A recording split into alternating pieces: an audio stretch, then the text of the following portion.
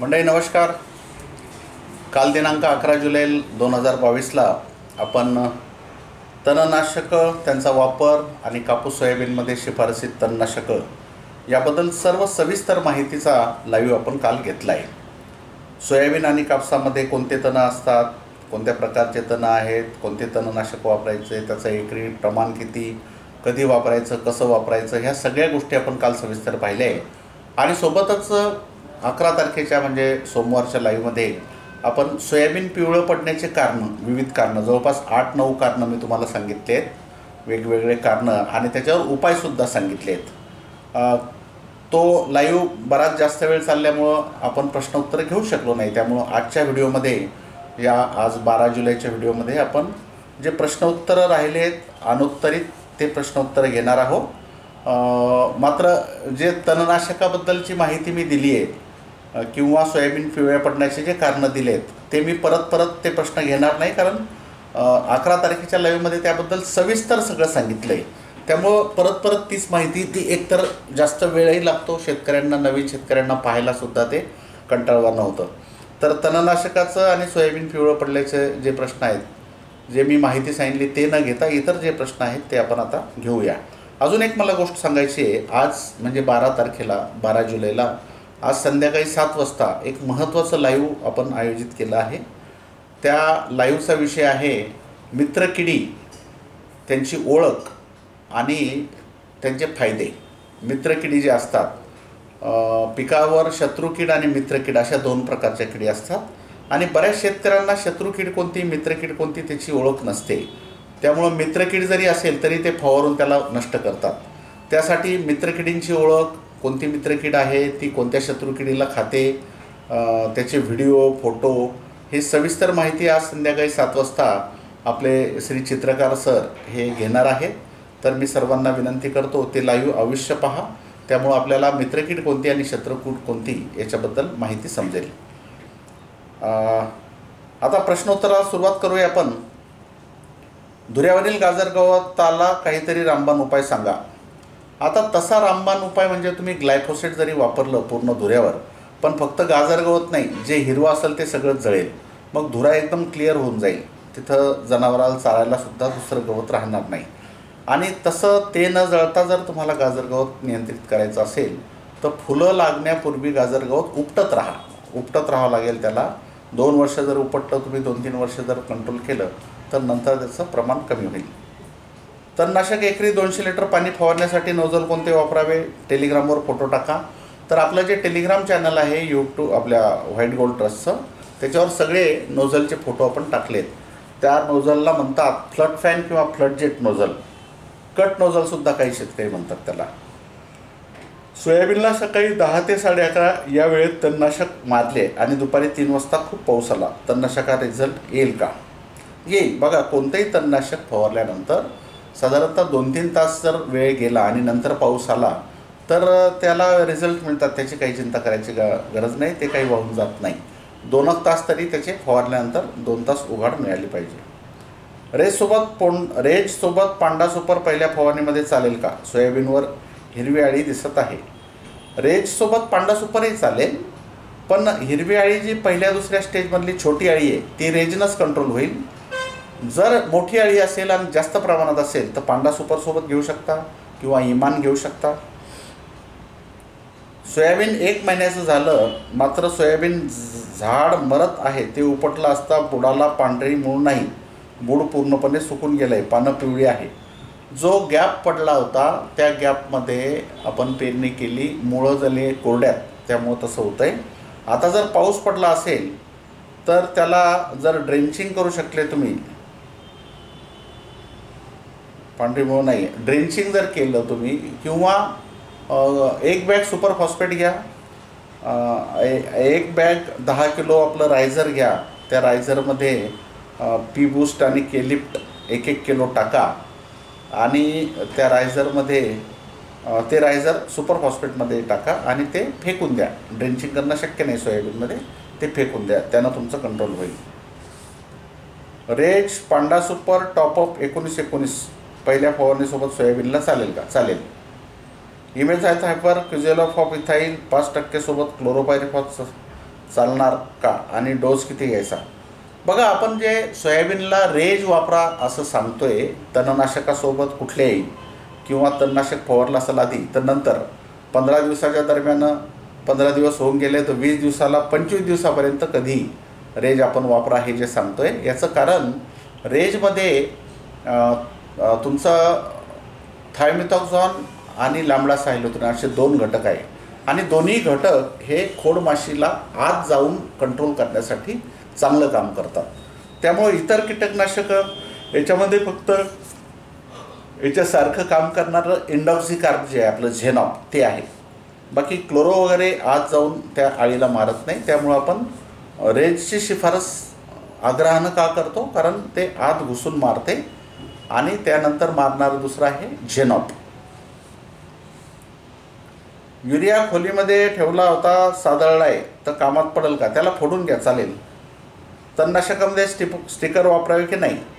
आता pre emergence जे उगवणपूर्व तणनाशक आहे त्यात वापरण्याची गरज नाही, पण उगवण पश्चात जे तणनाशक आहे तर त्या तणनाशकासोबतच स्टिकर येतं, त्यामुळे वेगळं वापरण्याची गरज नाही. जर नसेल स्टिकर दिलं तर मग बेस स्टिकर वापरा, 5 मिली प्रतिपंप. जिब्रेलिक ॲसिड कपाशीला केव्हा वापरायचं? बोंड लागल्यानंतर, बोंड भरताना वापरा. झेनॉप चक्रभुंग्याला पण मारते का की फक्त खोडकिड्याला? खोडकिडा आणि चक्रभुंगा दोघांनाही कंट्रोल करण्यासाठी झेनॉप 15 मिली प्रतिपंप आपण वापरू शकता.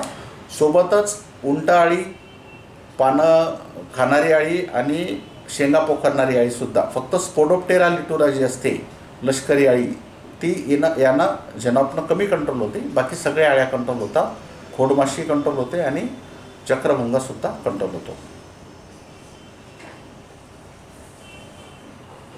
सोयाबीन दुसरी फवारणी किती दिवसांनी आणि कोणती करावी? सोयाबीनची दुसरी फवारणी जी आहे ही साधारणतः पेरणीपासून 30 दिवसाच्या दरम्यान. त्याच्यामध्ये तुम्ही झेनॉप घ्या, म्हणजे झेनॉप तुम्हाला सांगितलं तसं खोडमाशी, चक्रभुंगा आणि तंबाखूची पानं खाणारी लष्करी अळी सोडून इतर अळ्या सगळ्या, या सगळ्यांना कंट्रोल करण्यासाठी झेनॉप घ्या. त्यासोबत तुम्ही झेप घेऊ शकता 15 मिली. फुलाची संख्या वाढावी, फुलगळ कमी व्हावी याच्यासाठी झेप 15 मिली, आणि 12-61-0 हे 100 ग्रॅम असा हा दुसरा फवारा घेऊ शकता. सोयाबीनला सल्फर WD द्यायचे असल्यास किती दिवसांनी द्यावे? कोणत्या स्टेज सल्फरची आवश्यकता असते? सुरुवातीला पेरणीच्या खतासोबत देऊ शकता, किंवा नाही शक्य झालं तेव्हा तर नंतरही तुम्ही सल्फर हे शेणखतामध्ये मिक्स करून किंवा आपल्या रायझरसोबत मिक्स करून जरी दिलं तरी चालेल, फेकून द्यायचं. सोयाबीनला सर 3 जुलैला सोयाबीन तूर पेरणी झाली तेव्हापासून सतत पाऊस आहे, पिकावर काही परिणाम होईल का? असे बरेच प्रश्न आलेत. किंवा सतत पावसामुळे पिकावर काही परिणाम होईल का? तर सतत पावसामुळे एक होऊ शकतं, तुमचं पीक पिवळं पडू शकतं. त्यानंतर जो अन्नद्रव्याचा उचल आहे पाणी साचल्यामुळे तो अन्नद्रव्याचा उचल कमी होतो, वाढ थांबते. तर याच्यासाठी कोणत्याही पिकामध्ये हा सतत पाऊस पडतोय, वापसा स्थिती येणं गरजेचं आहे. तोपर्यंत जर तुम्हाला फारच वाईट परिस्थिती वाटत असेल तर 19-19-19चा फवारा देऊ शकता तुम्ही, आणि त्याच्यासोबत ट्रायकंटॅनॉल जे आहे मिरॅक्युलॉन किंवा मिरॅकल हे ट्रायकंटॅनॉल 10-15 मिली त्या 19-19 सोबत टाकू शकता. बाकी दुसरा पर्याय तिथला कुठला नाही आहे. सोयाबीन 9305 आहे. पहिला फवारा ओडिसी अधिक रेजचा झाला. 9305 सोयाबीनला फुटवे जास्त करण्यासाठी टॉपअप व विद्राव्य खत कोणते द्यावे? टॉपअप सोबत फुटवे करण्यासाठी 19-19-19 देऊ शकता तुम्ही. कापसाचे पीक पिवळसर झालं आहे, काही झाडं अर्ध्या फुटापर्यंत आहे आणि काही 2-4 पानावर आहे, कोणता फवारा द्यावा? आता याला रिहांश देऊ शकता तुम्ही, रिहांश टॉपअप, आणि 19-19 द्यायला हरकत नाही. सोयाबीनला खत दिले नाही, बीज प्रक्रिया केली, रेज फवारले, आता फवारणी कोणती करू? सोयाबीन थोडा दाट पेरले गेला आहे. आता 30 दिवसाला मी सांगितलं तसं झेप 1261 असा फवारा देऊ शकता. शाकेत हे तणनाशक तुरीमध्ये चालते का? कृषी केंद्रावाले 20 लिटरच्या चायना पंपाला 110 मिली वापरा म्हणतात, तर किती मिली वापरावे शाकेत? बघा, 20% डोस कमी करा. शाकेत 800 मिलीचा डोस आहे, 20% कमी केलं तर 8×2=16 म्हणजे 650 मिली. तूर जर असेल तर 1 एकराला 650 मिली गेलं पाहिजे. ते मग चायनात तुमचे किती पडतात त्या हिशोबानं वापरा. सोयाबीनमध्ये तणनाशकाची फवारणी झाल्यानंतर कीटकनाशकाची आणि टॉनिकची फवारणी किती दिवसांनी घ्यावी? टॉनिक वेगळं घ्यायची गरज नाही तुम्हाला, फक्त शॉकअप जरी घेतलं तुम्ही तणनाशकाच्या पंपातच टाकलं तर तुमचा खर्च वाचेल. आणि जर करायचंच असेल तर ताबडतोब जाईल तुम्ही नंतर तणनाशक फवारल्यानंतर करू शकता. सोयाबीन 16 दिवसाचे झाल्यावर तणनाशकामध्ये रेज वापरले तर दुसरा फवारा किती दिवसांनी घ्यावा? 30 दिवसांनी दुसरा.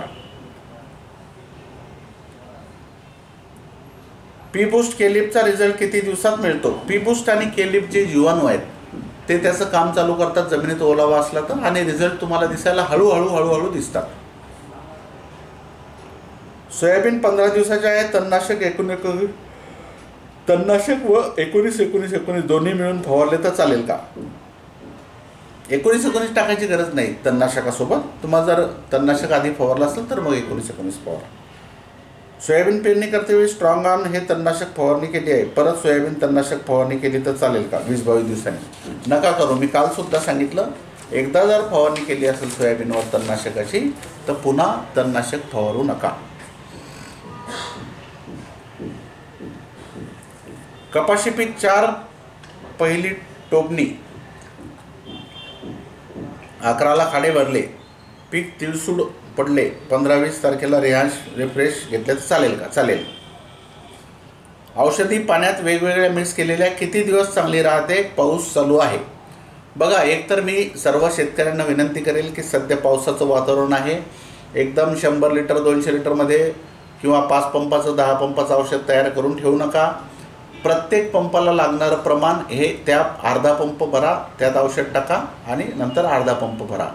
औषध तयार करून ठेवून जर पाऊस आला तर तयार करून ठेवलेलं औषध, पाण्यात विरघळलेलं औषध हे तुम्हाला फवारता येत नाही. 4-5 तासानंतर त्याचा असर कमी होतो. त्यामुळं औषधं हे मिक्स करून ठेवू नका. पंपापुरतंच औषध टाकायचं, एका पंपापुरतं. सोयाबीन तणनाशकामध्ये शाखेत टर्गा सुपर रेज घेतलं चालेल का? फक्त शाखेत आणि रेजच घ्या ना, टर्गा सुपरची तिथं आवश्यकता पडणार नाही. क्लोबेनमध्ये रेज चालेल का? चालेल. कापूस तणनाशकासोबत कीटकनाशक फवारले तर चालेल का? पण गरज नाही किंवा फवारू नका असं म्हणेल मी. कापसाच्या तणनाशकासोबत तुम्ही कीटकनाशक घेतलं तर मुद्दाम कापसाच्या झाडावर जास्त फवारा द्याल आणि कापसाला जे तणनाशक आहे ते शॉक लागतोच कापसाला. त्यामुळं त्यात तणनाशक न घेतलेलं बरं. सोयाबीनला चालते, पण कापसाच्या तणनाशकासोबत कीटकनाशक जे हे शक्यतोवर टाळा. सोयाबीनमध्ये मोसंबी आहे तर तणनाशक मारता येईल का? जेवढ्या भागात मोसंबीची सावली पडते तेवढ्या भागात तणनाशक मारू नका, बाकी ठिकाणी मारा. कपाशी 2 जूनची लागवड आहे, 2-4 दिवस पाणी द्यायला लागले तर आता मोनोपोडे आल्या असतील का? 2 जून 2 जुलै मोनोपोडे यायला सुरुवात झाली असेल आता, किंवा होईल 2-4 दिवसामध्ये. लगातार पाऊस चालू आहे, सोयाबीन 15 दिवस झाले पेरून, काही परिणाम होईल का? वापसा नाही आहे.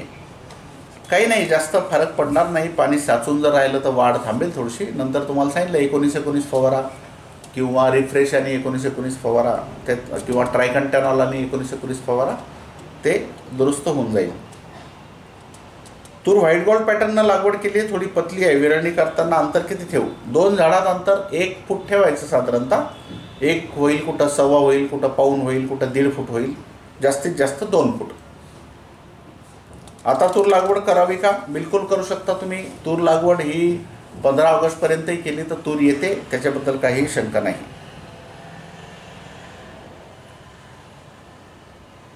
ढगाळ वातावरणामुळे कपाशी व सोयाबीनवर अळीचा प्रमाण खूप वाढतंय. तणनाशकाची फवारणी आपण सांगितल्याप्रमाणे रेज फवारणी, पण अळी कंट्रोल झाली नाही, लगेच दुसरा फवारा घ्यावा का? हे बघा, एकदम बरोबर आहे, खूप चांगला प्रश्न आहे. ढगाळ वातावरण असल्यामुळं अळीचं प्रमाण वाढतं आहे, अळी जोरात वाढते. आता रेजमध्ये काय होतं, खोड अळी चांगली कंट्रोल होईल, पण जी पानं खाणारी आपली सेमिलुपर, ज्याला आपण उंटाळी म्हणतो, तिची पहिली दुसरी अवस्था, एवढ्या ज्या अळ्या आहेत त्या कंट्रोल होतील. एवढी अळी जर असेल तर ती रेजनं मरणार नाही. त्यामुळं तुम्ही तिच्यासोबत पांडा सुपर घेऊ शकता किंवा इमान घेऊ शकता. नाही तर मग तुम्ही रेज फवारून टाकलं आहे, अळी वाढली आहे, तर तुम्ही समजा 30 दिवसाच्या दरम्यान झेनॉप फवारू शकता. किंवा जर 30 दिवस नाही झाले पण मध्येच तुम्हाला फवारायचं तर मग इमानसुद्धा फवारून तुम्ही त्याला कंट्रोल करू शकता.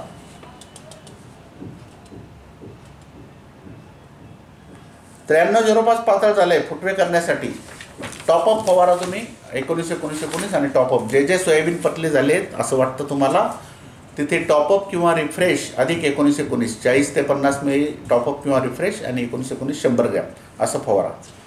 कपाशीला दुसऱ्यांदा हिटवीटची फवारणी केली तर चालेल का? काही परिणाम? बिलकुल फवारू नका. 2 वेळेस हिटवीट किमान 2 महिन्याचं तरी अंतर पाहिजे. 2 महिन्याच्या अंतरानं फवारलं चालेल पण 2 महिन्याच्या आत 2-2.5 महिन्याच्या आत हिटवीटची परत फवारणी करू नका.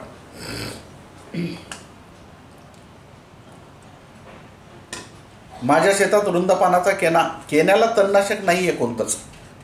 पिवळा पडल, वाढ थांबेल पण पूर्ण मरणार नाही.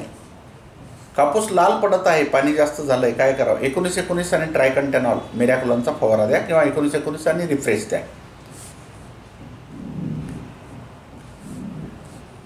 सोयाबीन दाटलंय, 12 दिवस झाले, पातळ करायचं आहे, किती दिवसापर्यंत करू शकता? 20 दिवसापर्यंत तुम्ही विरळणी करू शकता सोयाबीनमध्ये. अवघ्या 15 दिवसाचं आहे सोयाबीन. पाऊस सारखा चालू आहे त्यामुळं रोग वगैरे येऊ शकतो का? सध्या नाही, वाट पहा. आता उघाड आहे, 3 दिवस साधारणतः 13, 14, 15ला जोर कमी होतोय, पुन्हा 16, 15, 16 म्हणजे 16, 17ला वाढू शकतो. पण या 3 दिवसामध्ये जर उघाड असली, सूर्यप्रकाश जर मिळाला तर तुम्हाला तिथे काही करायची गरज पडणार नाही. आणि फारच जर वाटलं तर 19-19 रिफ्रेश किंवा 19-19 आणि ट्रायकंटेनॉल म्हणजे मिरॅक्युलॉनचा फवारा द्या. कपाशीला पहिलं खत दिलं आहे आणि आता द्यायला पाऊस सतत सुरू आहे, तर पाऊस कधी थांबेल आणि दुसरा काही पर्याय आहे का? दुसरा म्हणजे 19-19 तुम्ही देऊ शकता, ड्रिपद्वारे देऊ शकता किंवा फवारणीतून देऊ शकता.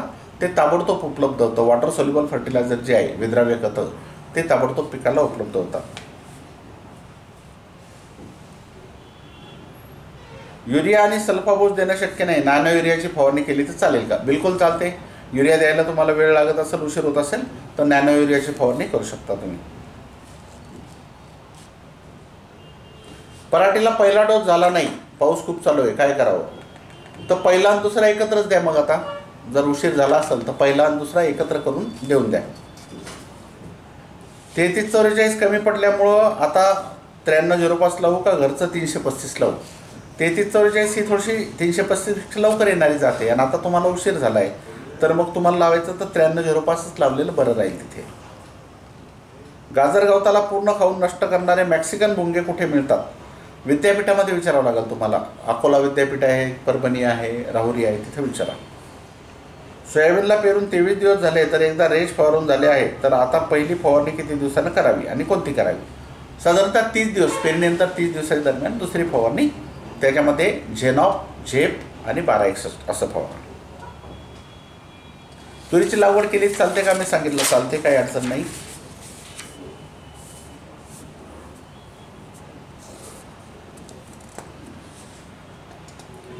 कपाशी 30 दिवसाची आहे, तुरीचे खूप रोपं निघालेत, तर तणनाशक कोणतं मारावं? कापसामध्ये तुरीचे रोपं निघाले, मॅक आपलं हे हिटवीड मॅक्स ते मारा. रेस शक्यतो 19-19 शॉकअप हे सर्व एकत्र फवारलं चालेल का? चालेल, पण 19-19 शक्यतो टाळलं तर बरं. काल ट्रायकोडर्माची ड्रेंचिंग केली, 1 तासानंतर पाऊस पडला, काही होत नाही, काही फरक पडत नाही. क्लोबेन अधिक फ्लुझिफिक सोबत मारलं तर चालेल का? क्लोबेन फ्लुझिफिक्स गरज नाही, क्लोबेन प्लस टर्गा सुपर घ्या. नमस्कार, सोयाबीन पेरणी करून 10 दिवस झाले पण गवत मोठ्या प्रमाणात झाले, यावर तणनाशकाची फवारणी केली तर चालेल का? 10 दिवस झाले, 2-3 दिवसांनी फवारा. खूप मोलाची माहिती देता, हुमणी अळी आहे, सगळीकडे ड्रेंचिंग करणं शक्य नाही, पिकामध्ये चालेल असा उपाय सांगा. मका गुडघे आहेत काय? तर हुमणी अळीला कंट्रोल करण्यासाठी तुम्हाला सगळीकडे ड्रेंचिंग शक्य नाही तर काय करा? मेटारायझियम हे जैविक कीटकनाशक 1 किलो एकरी आणि मेटारायझियम आणि बिवेरिया 1 किलो असे 2 हे जैविक कीटकनाशकं शेणखतामध्ये मिक्स करा आणि ते शेणखत फेकून द्या. 1 एकरामध्ये 1-1 किलो 2 मिक्स करून. सोयाबीन 22 दिवस झाले का पावसामुळे रेसची फवारणी झाली नाही, आता फवारणी 25 दिवसापर्यंत तुम्ही कधीही फवारू शकता. जर नाहीच शक्य झालं 15 दिवसाला तर 2-4 दिवस 5 दिवस मागे पुढे तुम्ही घेऊ शकता. सोयाबीनवर 25 दिवसानंतर झेनॉप फवारलं तर चालेल का? चालेल. कापसामध्ये तणनाशक फवारलं तर बोंड बारीक होतं का? नाही, असं काही नाही आहे. तुम्हाला काही लोक भीती दाखवतात, त्यातल्या त्यात मजूर असतात काही गावातले हुशार. तणनाशकं तुम्ही सगळे वापरले तर त्यांना मग मजुरी कशी मिळेल, त्यामुळं मग ते काहीतरी असं अपप्रचार पसरवतात. तर तणनाशकामुळं बोंड वगैरे बारीक होत नाही, थोडा झटका बसतो कापसाला, पण तुम्ही शॉकअप जर वापरलं कापसाच्या तणनाशकासोबत तर तो झटकासुद्धा बसत नाही. मिरचीला ट्रायकोडर्माचे ड्रेंचिंग करायचे तर पंपाचं प्रमाण 200 ग्रॅम एका पंपाला. म्हणजे तुम्ही असं करा, समजा एका एकरात 2 किलो वापरायचं आहे, 10 लिटर पाण्यात 2 किलो भिजू घाला किंवा 20 लिटर पाण्यात 2 किलो भिजू घाला, रात्री भिजू घाला त्याला. सकाळी ते निवळी जी असते खाली पडलेला गाळ फेकून द्यायचा आणि वरची निवळी सगळी फवारायला वापरायची एका एकरामध्ये. तणनाशक मारल्यावर किती तास पाऊस नको? किमान 3 तास. तुम्ही खूप छान माहिती सांगता, धन्यवाद. अशीच माहिती देत राहा. आमच्याकडून चुकून ग्रामोक झोन कापसावर वाऱ्यानं उडून गेलं आहे तर काय करावं? तर ते जेवढ्या भागाला लागलं तेवढा भाग जळेल. जर कापूस एकदम कवळा असेल तर मग सगळंच जळेल, पण मोठा असेल थोडासा तर जेवढ्या भागाला लागलं तेवढे पानं जळतील, नंतर पुन्हा सुधरून जाईल.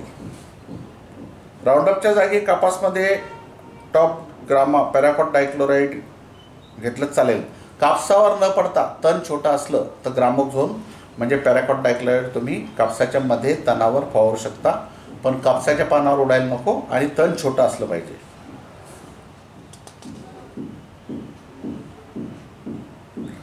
सोयाबीन आता 25 दिवसात झाले, बीज प्रक्रिया केली होती, आता कीटकनाशक झेनॉप 15 मिली तणनाशकासोबत मारलं तर चालेल का? मी मागील वर्षी मारलं होतं, चांगले आले होते रिझल्ट. हो चालेल, मग मारलं होतं तुम्ही तर मारू शकता. ट्रॅक्टरने तणनाशकाची फवारणी केली तर चालेल का? चालेल. सोयाबीनला 12 दिवसांना तणनाशक रेस फवारली, आता डबल फवारावे लागेल का? थोडं लवकर फवारणी केली, डबल गरज पडणार नाही. थोडंसं लक्ष ठेवा, फार कामच पडलं तर ते 30 दिवसात जो फवार आहे तो 2-4 दिवस अलीकडे घ्या झेनॉपचा.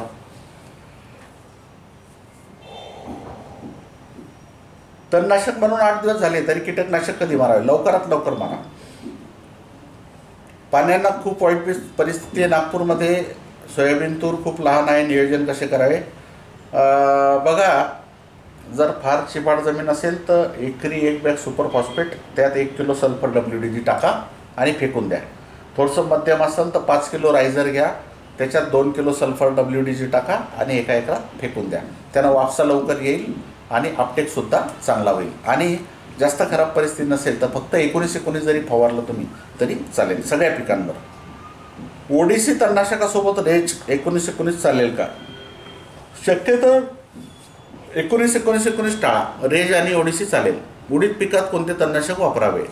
जे सोयाबीनला वापरतो आपण तेच शक्यतो वापरू शकता, ODC वापरू शकता, परशूट वापरू शकता, पण 20% डोस उडदासाठी कमी करायचा. सिंजेंटा कंपनीचे फ्लुझिफिक्स तणनाशक मारले, सोयाबीन पिवळं करपलं आहे, तर आता लवकरात लवकर मार्गदर्शन व्हावे. 19-19-19 आणि शॉकअप याचा फवारा द्या, सुधारून जाईल. हॅलोजन कधी लावावे कापसामध्ये? 5 जूनची लागवड आहे, 5 ते 5 जुलै. बस आता पाता सुरू झालं की हॅलोजन लावून द्या, तुम्ही लाईट ट्रॅप लावून द्या पाता सुरू झाल्यानंतर. सध्या सतत पाऊस चालू आहे, खत देणं शक्य नाही, दुसरा पर्याय फवारणीद्वारे खत. दुसरा पर्याय काहीच नाही, फक्त 19-19चा फवारा द्या सध्या.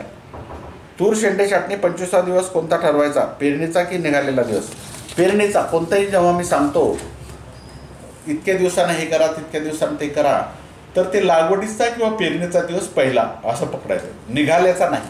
लागवडीचा किंवा पेरणीचा पहिला दिवस पकडायचा. डेज आफ्टर सोईंग म्हणतात त्याला, डास, DAS. 4x1.5 कापूस लागवड केली आहे, गळफांदीचे फक्त शेंडे कट केले तर चालेल का? चालत असेल तर किती अंतरावर? नाही, गळफांदी ही खोडापासून 1 इंच अंतर सोडून कापायची, फक्त शेंडा कट करायचा नाही. खोडापासून 1 इंच एवढ्या अंतरावर गळफांदी तुम्हाला कापून घ्यायची सिकेटरने. सोयाबीनला रासायनिक खताऐवजी बायोकॅप्सूल माहीत नाही काय असतं तर, पण PHB KMB दिलं तुम्हाला जास्त फायदा होईल, हे नक्कीच. दुबार पेरणी करावी लागत आहे, कोणतं वाण पेरावं? 95-60 सोयाबीन किंवा मग 93-05 हे पेरू शकता. परशुट आणि टर्गा सुपर मी दरवर्षी मारतोय, तर आता यावर्षी जमल का? तुम्ही मारत असाल तर मारा, माझे काही ऑब्जेक्शन नाही. सोयाबीन पेरणी 20 दिवस झाले, पेरणीनंतर 12 दिवस पाऊस नसल्यानं वाढ झाली नाही, शाखेत फवारून झाली. आता वाढीसाठी काय करावं? वाढीसाठी आता रिफ्रेश आणि 19-19 फवार किंवा टॉपअप आणि 19-19-19. माझे सोयाबीन हरणानं खाल्ले तर मेरा 71 मारून दुसरे सोयाबीन किती दिवसांनी पुन्हा पेरणी करू? नाही, तुम्हाला जर ते जाळायचं असेल तर मेरा 71 नाही, मग त्याला ग्रामोझोन मारा, म्हणजे ताबडतोब जळत दुसऱ्या दिवशी पेरणी करू शकता. किंवा तुम्हाला जर रासणी करायची आहे तर मग तुम्ही ते आधी मोडलंच पाहिजे असं नाही, राहू दे त्याला. शॉकअप लागल्यानंतर चालेल का? शॉक लागल्यानंतर शॉकअप चालेल का? चालेल. शॉक लागलेला आहे तर त्याला सुधारण्यासाठी शॉकअप चालेल. खोडबाशी आणि चक्रभुंग्यासाठी क्लोरोपायरिफॉस घेतलंच चालेल का? नाही, रेजच घ्या, रेज. ड्रेंचिंगमध्ये रायझर 19-19 काय वापरू? त्यामध्ये बहाड फांद्या झालेल्या दिसलेल्या. ड्रेंचिंगमध्ये कापसाला रायझर 1.5 लिटर घ्या, सल्फर 1.5 किलो घ्या आणि 19-19-19 5 किलो एकरी प्रति एकर असं जर तुम्ही ड्रेंचिंग केलं तर तुमचा कापूस बिलकुल थांबणारच नाही, जोरात सुटेल, एकदम चांगली वाढ होईल. केळीमध्ये लवाळा आणि केना झाला आहे, अगोदर ग्रामोझोन मारला, आता पाऊस सुरू आहे. लवाळ्याला तर काही तुमचं ग्रामोझोन वगैरे काही करणार नाही, तर राजगिरा टाका. राजगिरा जर टाकला लवाळ्याच्या तिथे तर त्या राजगिऱ्याचे मुळं जे त्या लवाळ्याच्या गाठीत वाढतात, त्यामुळे लहू पूर्ण संपून जातो. आणि हे जे आहे तुमचं केना तो वेचून घ्यावा लागेल. पी बूस्ट आणि के लिफ्ट वॉटर सोल्युबल कधी मिळेल? वॉटर सोल्युबल पी बूस्ट म्हणजे पी बूस्ट हाय आणि के लिफ्ट हाय जे हे अजून आपल्याला या महिन्याच्या शेवटी, जुलैच्या शेवटी किंवा ऑगस्टच्या पहिल्या आठवड्यात मिळेल. माझी कपाशीची पेरणी 22/6 झाली.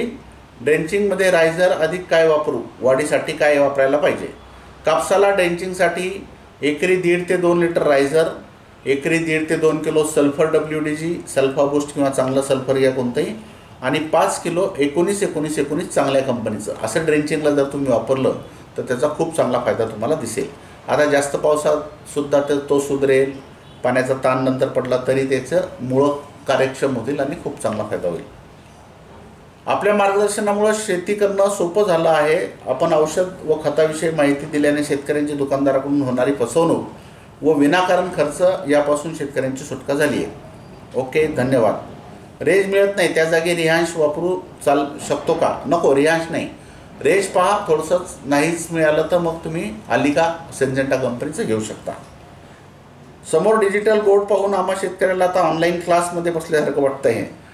हो, मला ते बरेच वेळेस जाणवत होतं की आपण शेतामध्ये लाईव्ह घेऊ शकत नाही, वेळ आपली ती संध्याकाळची असते, हवा येते शेतात, तर मग आपल्याला ते फोटो दाखवायचे, ते कसे दाखवावं? तर मग ह्या डिजिटल याच्या माध्यमातून, बोर्डाच्या माध्यमातून आपण करतोय.